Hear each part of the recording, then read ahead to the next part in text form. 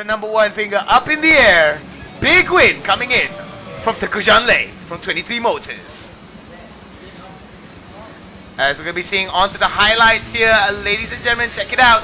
It was a fairly action-orientated kind of race. It was fairly standard. We didn't see much collision. We didn't see much fight. We did see a few battles here and there. But generally, a lot of the races in the super sporting class race with a little bit of conservatism, I believe. I think it's mostly just them being professional enough to have a good, clean race, and that's exactly what we want to see from race #1. Because Definitely. again, race #2 is going to be where the real action starts to heat up, because with the reverse order grid for the top 6, as well as the fact that it's the end of the weekend, the race weekend, effectively. So whatever damage is done to your car is not going to affect your next round performance. So the thing is that for people like Kenny Lee and maybe even Shafiq Ali to a certain extent, they're going to have to bring the car back to the pits. They're going to have a nice good look at it, see what they can salvage, see whether or not they can get the car turned around in time for race 2. But for Kenny Lee, it's definitely a very tragic moment for him to be DNF'd out of this race there from that collision, because otherwise he could have finished very high in the points there. It could be a contender actually when it came to day #2. But that's upwards and onwards with all of that. Tengku Jan is going to be your race winner for the super sporting class, race #1.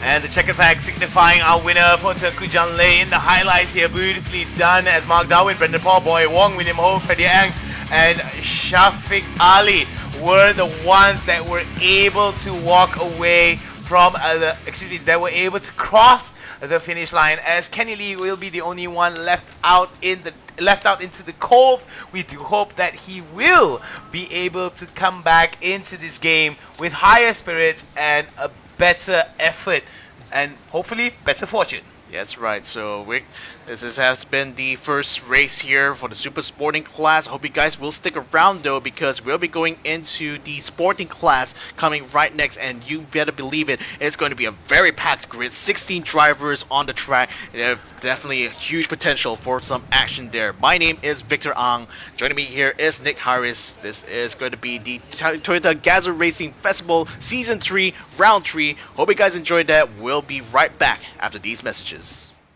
Is alright with the 3rd place, but not as happy. Could have scored higher. Highlights there coming in from our second last race of today before we call this day over in terms of the races. We still got tons of activities for you guys here, so make sure to check out all of the booths, all of the activities, and make sure to take as many pictures as you can, whether it's with your celebrities or whether it's with the car of your dreams. Make sure to push it out all on your social media with the relevant hashtags. So looking at the highlights there, this was before this was before a little bit of shallow rain came in. So as you can see, the speed at which everyone was driving at was relatively easy. There was a little bit of the fender bender that came in from the side of Hayden Haikal towards Mirza Shami Mazan. And it seems that it was somewhere around here where Mirza Shami Mazan, as you can see on the left side of the track there, already down for the count. Big thumbs up there coming in from Mirza. Medical right now, making sure he's okay. And thankfully enough, no further action was required from the medical staff onto Mirza Shami Mazan. But there's only so much the medical staff can do for a disappointed heart. Indeed. But the rest of the race, though, was pretty much, I should say, uneventful. We didn't see much contact. We definitely see a lot of battles forming throughout the midfield, particularly for P6. There was a 3-way battle between Tom Goh, Wong Jing-ik, and Vincent Ng, but it seemed like Tom Goh ended up becoming the victor in that particular battle, because he finished in P6, Wong Jing-ik in P7, and Vincent Ng in P8.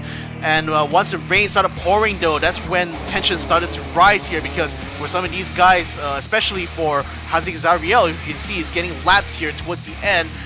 He had to slow down. We saw the overall pace of all the cars slow down, an average of a 120 or 119 for all the drivers here, when in the dry they could do a 116.